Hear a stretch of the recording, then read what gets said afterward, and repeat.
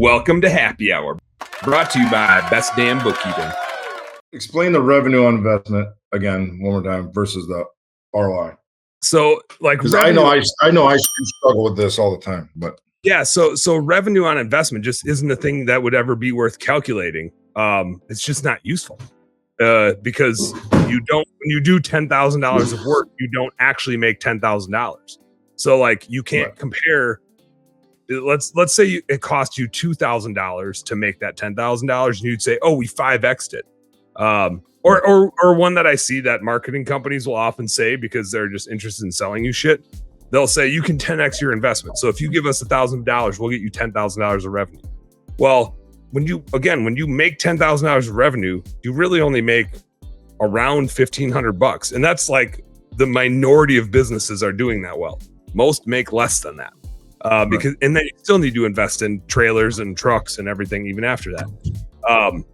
So your revenue on investment is just a useless number, but it's what marketing companies use to sell you shit because they're like, your ROI. They don't know what they're talking about, but they're just trying to convince you to buy their shit.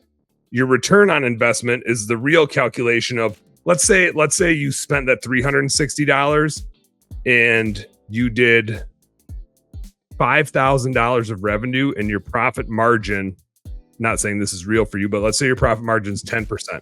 So you did 5,000 of revenue, which means you actually made $500. So you would take, the 500 you made minus the 360 it cost you to make that. So you have $140 gain.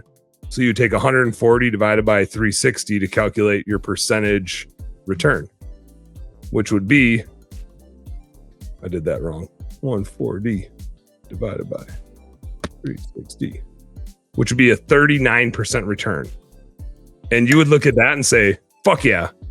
If I just earn 39% return, I'll just keep doing that over and over again because I can't go invest in the stock market and get a 39% return. That'd be crazy. Wow.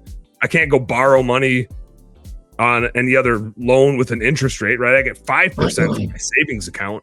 So you would never go invest in anything else. You just keep doing, this is with a 39% return. This is if you did $5,000 instead of $10,000. And if your profit margin wasn't that great, you would still keep doing this.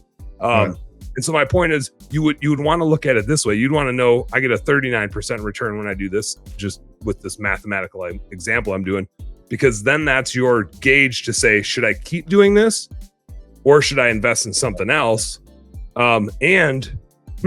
I could go borrow money at like 12% right now.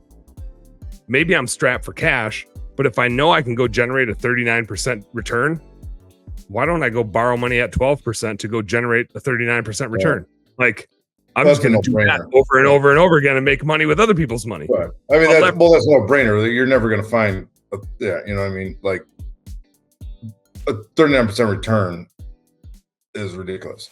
It's ridiculous, and yet you just made double that. I know, but I mean, hopefully it keeps working. But I'm just saying, Hey, home service heroes, thank you guys so much for tuning into our home service happy hour content today. I sure hope you learned a little something, and I sure as heck hope that it was entertaining. If you did find it fun and entertaining, make sure you like and subscribe to the channel for more cool, fun, entertaining business content. And speaking of which, stay tuned. There's a little more here and a little more right here. Check it out.